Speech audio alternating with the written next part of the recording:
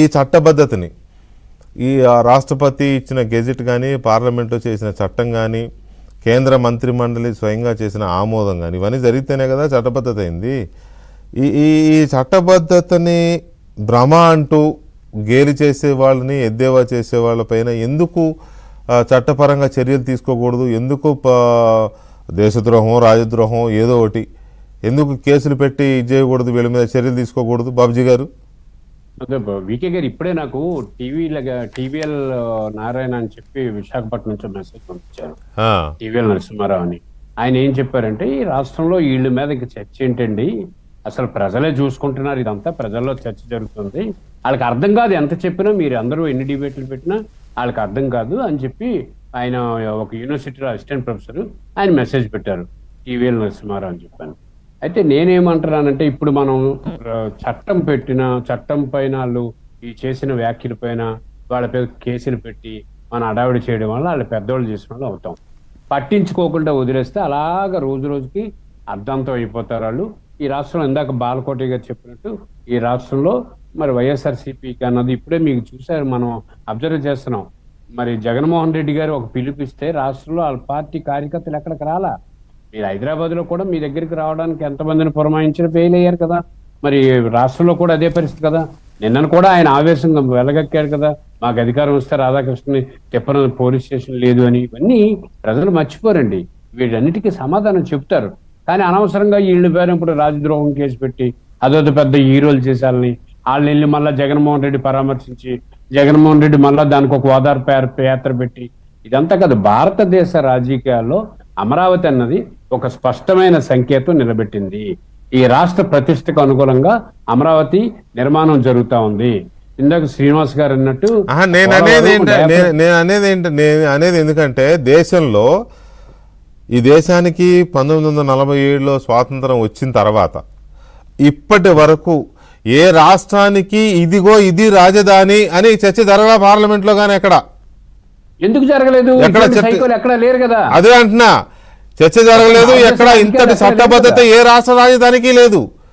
అలాంటిది ఇంత పవర్ఫుల్ చట్టం చేస్తే దాన్ని ఎగతాళి చేసే విధంగా మాట్లాడడం అని అంటే వాళ్ళ అజ్ఞానం సరే పక్కన పెట్టండి, వాళ్ళ కానీ చర్యలు లేకపోతే రేపు ఇంకోటి మాట్లాడతాడు.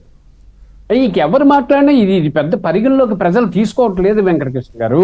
ఎక్కడ కూడా దీనిపై చర్చ మేధావర్గంలో ఎవరిని కదిపినా ఇప్పుడు కాదు, నువ్వు అధికారంలో ఉన్నప్పుడు ఏం మాట్లాడావు, నువ్వు మూడు రాజధానులు అని చెప్పి ఇప్పుడు ఎందుకు మావుగానని అంటున్నావు, ఇప్పుడు నీకు తెలివి వచ్చిందా, ఇప్పుడు నీకు తెల్లారిందా, ఇప్పుడా నువ్వు ప్రజలకు చెప్పేదని అడుగుతున్నారు కదా, ప్రశ్నిస్తున్నారు కదా. ఇప్పుడు సామాన్యుడు కూడా ఈ మావుగాన చర్చని అద్భుతంగా మాట్లాడుతున్నారు. అదే ఆటో డ్రైవర్ మాట్లాడుతున్నాడు. ఈ రోజు నేను విజయనగరం రైల్వే స్టేషన్ నుంచి ఇంటికి వస్తా ఉంటే డ్రైవర్ చెప్తున్నాడు నాతోటి, మీరు మాట్లాడారు సార్, నేను చూశాను మొన్నను అని చెప్పని. వాళ్ళకి అంత నవ్వుల పాలు అయిపోయింది పార్టీ. కాకపోతే వాళ్ళంతటా వాళ్ళు సెల్ఫ్ గోల్ వేసుకుంటున్నామని తెలివి లేకుండా ఏదో మాట్లాడాలి కాబట్టి ఏదో మాట్లాడుతూ ఉంటారు, ఏదో చేయాలి కాబట్టి ఏదో చేస్తూ ఉంటారు. ఏమండి, జగన్మోహన్ రెడ్డిని వెళ్ళి ఢిల్లీలో వెళ్ళి ధర్నా చేయమని చెప్పండి, బీజేపీ ప్రభుత్వం తీసుకున్న నిర్ణయం తప్పని. మోడీ గారి అక్కడ పార్టీ ఆఫీస్ దగ్గర బీజేపీ పార్టీ ఆఫీస్ దగ్గర నిరసన తెలియజేయమనండి. లేకపోతే జగన్మోహన్ రెడ్డి వైఎస్ఆర్సీపీ పార్టీ ప్రతినిధులు రాష్ట్రపతికి నిరసన తెలియజేయమనండి. అప్పుడు కదా వీళ్ళు చేసిన భాగవతంతో బయటకు వస్తుంది. కాబట్టి వాస్తవాలు వాళ్ళకి తెలుసు, ఇక్కడ మాట్లాడాలి, ఇంతవరకే మాట్లాడాలి, ఎక్కడ మాట్లాడితే చెల్లుతుంది, ఇక్కడ దాడితే చెల్లదు, ఇంకో రాష్ట్రంలోకి వెళ్ళి మాట్లాడలేరు. జగన్మోహన్ రెడ్డి మాట్లాడినా, జగన్మోహన్ రెడ్డి వెనకాతల ఫాలోవర్స్ మాట్లాడినా, ఏమి మాట్లాడినా ప్రజలు దీన్ని వాళ్ళ వాదనను పట్టించుకునే పరిస్థితి లేదు. వాళ్ళ వాదనను ఎవరు కూడా బుర్రకెక్కించుకోవట్లేదు. రాష్ట్రం అంతా అభివృద్ధి కోరుకుంటున్నారు, రాష్ట్రం అంతా ప్రశాంతత కోరుకుంటున్నారు, రాష్ట్రం అంతా రాజకీయాల్లో జరుగుతున్న మార్పుల్ని ఎప్పటికప్పుడు గమనిస్తున్నారు. దీన్నే మనం చూడాలి. అనవసరంగా పిచ్చి చేష్టలు చేసిన వాళ్ళకి మనం పరపతిచ్చి పిచ్చి చేష్టలుగా పిచ్చిగా మాట్లాడుతున్న వాళ్ళు తీసుకొచ్చి గొప్పవాళ్ళు చేసే ప్రయత్నం చేయకుండా ఇప్పుడు వీళ్ళు నేను ఈ రోజు కూడా చెప్తున్నాను, మన మీడియా ద్వారా నేను చెప్తున్నాను, జగన్మోహన్ రెడ్డి గారు ఇప్పుడు ఉన్నటువంటి సీనియర్ నాయకులు వెళ్ళమనండి, ప్రధానమంత్రి గారికి నిరసన తెలియజేయమనండి, తప్పని అనమని చెప్పండి, హోమ్ మినిస్టర్ గారి దగ్గరికి వెళ్ళమనండి, రాష్ట్రపతి భవన్కి వెళ్ళమనండి, రాజ్యసభ ముందు ఆందోళన చేయమనండి, పార్లమెంట్ ముందు ఆందోళన చేయమండి. ఎందుకు చేయరు? ఎందుకు మాట్లాడరు? ఎందుకు సన్నాయి నొక్కులు నొక్కుతున్నారు? ఇక్కడ ఎందుకు మాట్లాడుతున్నారు? మీరు చేసిందేంటి? మీరు ఆ రోజు అమరావతిని ఏమని మాట్లాడారు? మీరు రాష్ట్ర శాసనసభలో ఎంత గేలి చేశారు? మీరు ఈ రోజు ఎందుకు మాట్లాడుతున్నారు? ఎంత ఇప్పుడా ఎయిర్పోర్ట్లు కూడా వస్తాయట, అన్ని చోట్ల ఉంటాయి ఎయిర్పోర్ట్లు. ఏమంటే ఆర్సెల్మెటల్ స్టీల్ ఫ్యాక్టరీకి శంకుస్థాపన చేశారు, ఒక్క రోజులో పూర్తి అయిపోదండి. భోగాపురం ఇంటర్నేషనల్ ఎయిర్పోర్ట్ ఒక్క రోజులో పూర్తి అయిపోయిందా అండి? వెంటనే అయిపోద్దా? ఈరోజు రాష్ట్రంలో ఎక్కడ తీసుకున్నా సరే మీరు చెప్పింది కరెక్ట్. ఏ రాష్ట్రంలో రాజధాని పూర్తి అయిపోయిందని చెప్పగలుగుతారు ఎవరు?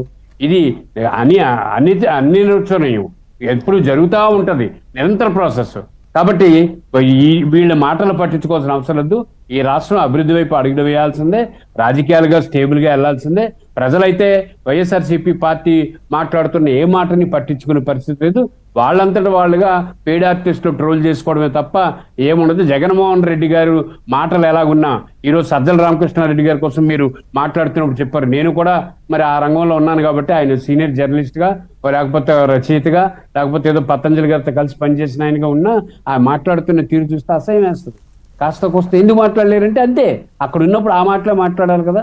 ఆ మాటలు మాట్లాడకపోతే ఏ మాటలు మాట్లాడతారు? ఇంతే తప్ప వాళ్ళకి ఇంకేముంటుంది ఇండివిజువాలిటీ. కాబట్టి మనం దానికోసం ఏం మాట్లాడాల్సిన అవసరం లేదు.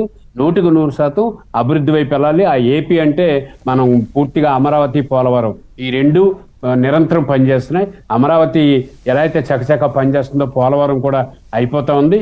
మనం సందట్లో సడేమి ఇలాగ రాజకీయాలు ఎలాగున్నా చంద్రబాబు నాయుడు గారు అండ్ టీం, రాష్ట్రంలో ఉన్నటువంటి అధికారులు స్పష్టంగా పని వైపు వెళ్తా ఉన్నారు. ఇంకా మనం చాలా పనులు చేయాలి.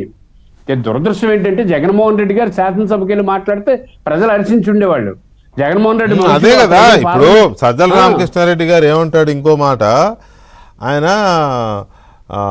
సలహాలు ఇస్తున్నాడు. లేకపోతే జగన్మోహన్ రెడ్డి గారు వేసిన ప్రశ్నలకి చంద్రబాబు నాయుడు సమాధానం చెప్పట్లేదంట. ఈయన ఎక్కడేస్తున్నాడు ప్రశ్నలు? ఇంట్లో కూర్చునో లేకపోతే ఎక్కడో కూర్చుని ప్రశ్నలు అయితే అసలు సమాధానం చెప్పాల్సిన అవసరం ఏముంది? పాయింట్ నెంబర్ 1 కనపర్తి గారు ఇప్పుడు ఆయన సలహాలు ఇస్తున్నాడు.